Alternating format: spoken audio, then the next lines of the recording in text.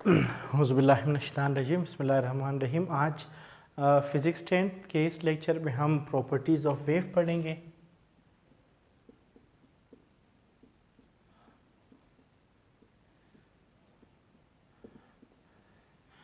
तो basically wave की ये प्रॉपर्टीज़ होते हैं। सबसे पहले हमारे पास है रिफ्लेक्शन, नंबर 2 है हमारे पास रिफ्रैक्शन, थर्ड हमारे पास है डायफ्रैक्शन, और नेक्स्ट हमारे पास है इंटरफेरेंस,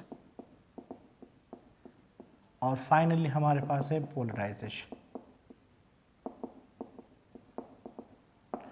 जो पोलराइजेशन वाला पार्ट है वो आपके सिलेबस में शामिल नहीं है, यानी 10th के सिलेबस में नहीं, लेकिन आपको पता होना चाहिए कि ये करेक्टरिस्टिक्स, ये खासियत, ये प्रॉपर्टीज़ होते हैं वेव के। तो हम ये प्रॉपर्टीज़ बारी बारी डिस्कस करते हैं वन बाय वन। फर्स्ट लेंगे नंबर 1, रिफ्लेक्शन ऑफ वेव्स।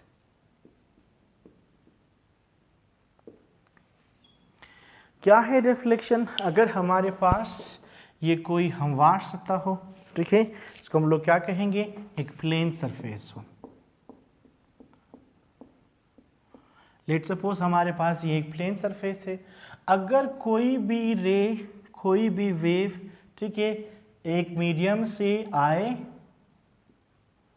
इस प्लेन सरफेस के साथ टकराए और टकराने के बाद दोबारा उसी मीडियम में बाउंस बैक हो, टकरा कर वापस चला जाए, तो इसको हम लोग क्या कहते हैं, रिफ्लेक्शन।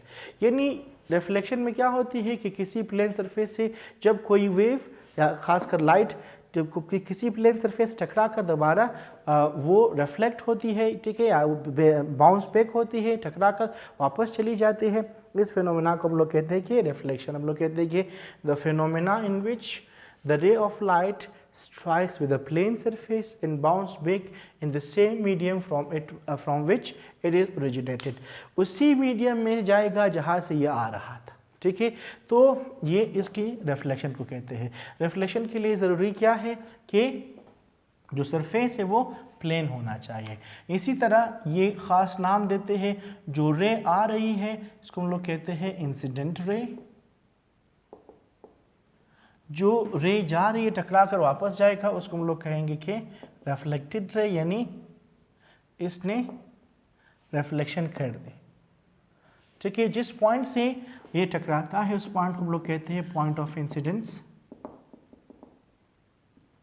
ठीक है। अब किस एंगल पे इसने अपने रास्ते को चेंज किया है, वहाँ पर क्या करेंगे, एक स्ट्रेट लाइन ड्रॉ करेंगे जिसको हम लोग कहते हैं नॉर्मल। नॉर्मल की वजह से यहाँ पर दो एंगल्स बनते हैं, इसको हम लोग कहेंगे इंसिडेंट एंगल, और ये एक एंगल इसको हम लोग कहेंगे कि रिफ्लेक्टेड एंगल। सो ये हमारे पास टोटल वेव का पहला प्रॉपर्टी, इसको हम लोग क्या कहते हैं, रिफ्लेक्शन। कि व्हाट इज रिफ्लेक्शन?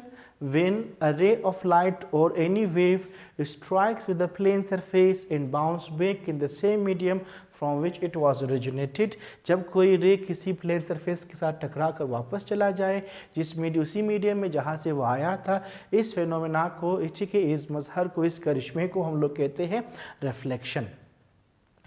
रिफ्लेक्शन में क्या होता है कि जो आने वाला वेव है, जो इनकमिंग वेव है, उसको हम लोग कहते हैं इंसिडेंट वेव या इंसिडेंट रे। जो टकरा के वापस चला जाता है उसको हम लोग कहते हैं रिफ्लेक्टेड रे। जिस पॉइंट से वो टकराता है उसको हम लोग कहते हैं पॉइंट ऑफ इंसिडेंस। और उस पॉइंट पे जब हम लोग स्ट्रेट लाइन बनाएंगे तो उसकी वजह से, और स्ट्रेट लाइन को कहते हैं नॉर्मल, उसकी वजह से दो एंगल्स बनेंगे, इंसिडेंट एंगल आई और रिफ्लेक्टेड एंगल आर, ठीक है। ये हमारे पास रिफ्लेक्शन क्या है, ठीक है। रिफ्लेक्शन को उर्दू में कहते हैं इनइकास, सही है। इसके लिए लफ्ज़ इनइकास इस्तेमाल की जाती है। नॉर्मल फेनोमेना है जहाँ कोई भी चीज़ एक हर कोई ऑब्जर्व कर सकता है। जहाँ पर आप देखें किसी भी जगह चीज़ से अगर लाइट टकरा के चमक रहा हो, ठीक है, इसका मतलब वहाँ पर क्या हो रहा है, वहाँ पर रिफ्लेक्शन हो रहा है, ठीक है। तो अब इसके दो लॉज हैं, नेक्स्ट हम लोग पढ़ेंगे लॉज ऑफ रिफ्लेक्शन।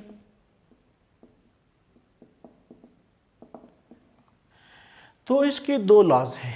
जो पहला लॉ है वो ये क्या कहता है कि हमेशा रिफ्लेक्शन में जो इंसिडेंट एंगल I है और रिफ्लेक्टेड एंगल R है, ये दोनों एंगल हमेशा आपस में बराबर होता है।